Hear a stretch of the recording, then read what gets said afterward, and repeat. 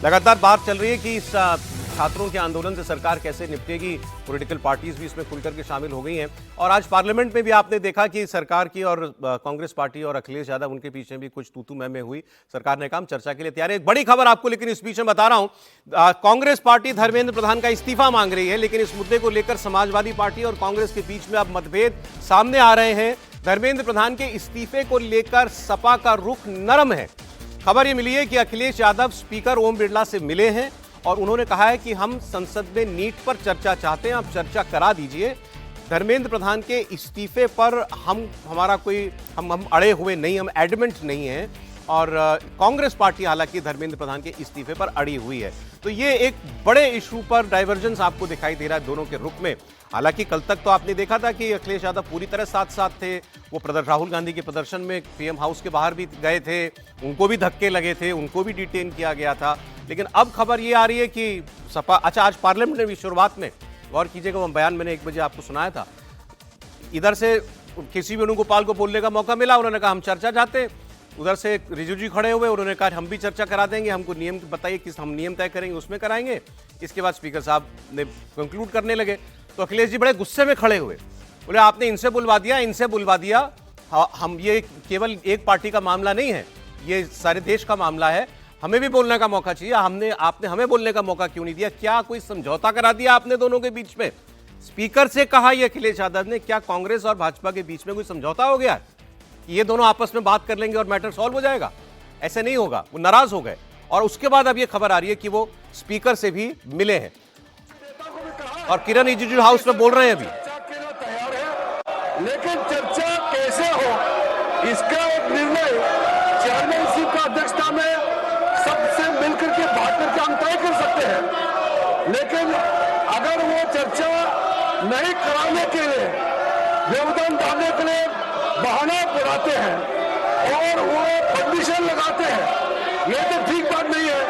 हमारा सरकार हमारे युवाओं का भविष्य के लिए, हमारे छात्रों का भविष्य के लिए नीट एग्जाम और संबंधित मामले को लेकर के पूर्ण रूप से चर्चा के लिए तैयार है और सरकार ने जो जो कदम उठाया है, एक एक करके ये कदम भी देश के लोगों के सामने में जानकारी रखना ये हमारा दायित्व है और इस सदन का भी दायित्व है। इसलिए मैं चाहता हूं जो आप चर्चा मांग रहे हैं, सरकार चर्चा के लिए तैयार है, फिर आप नाराबाजी लगा करके क्यों यहाँ पे आप डिस्टर्ब कर रहे हैं हाउस को? अभी कई मेंबर से मैंने बात की है, सब लोग चाहते हैं कि चर्चा होना चाहिए।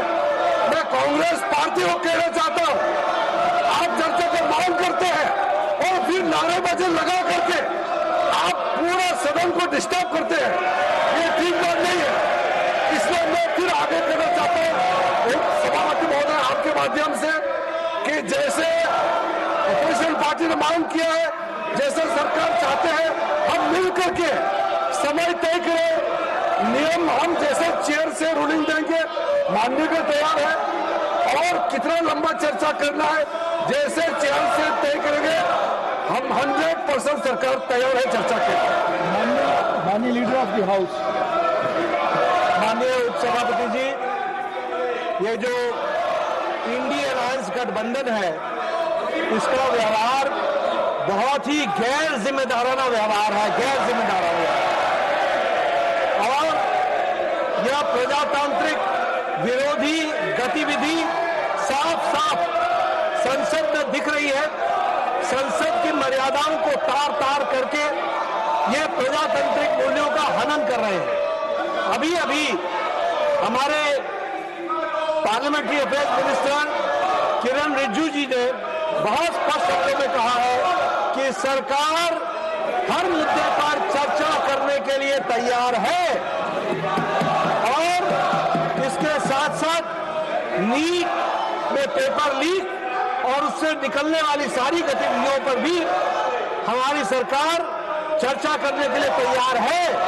आदरणीय नरेंद्र मोदी जी के नेतृत्व में चलने वाली सरकार एक पारदर्शी सरकार है और लोगों के पक्ष में हमेशा फैसला करने वाली सरकार है और ये जो जन विरोधी गतिविधि इनकी चल रही है, इसकी हम लोग तीव्र भर्त्सना करते हैं। इनको प्रजातंत्र में कोई विश्वास नहीं है न ही उनके मूल्यों के प्रति विश्वास है। ये इनका रवैया है। माननीय एलओपी प्लीज अपने सीट्स वापस, मैंने बोला मैं माननीय एलओपी आप लोग अपनी सीट्स वापस जाए, पहले प्लीज टेक योर सीट। माननीय एलओपी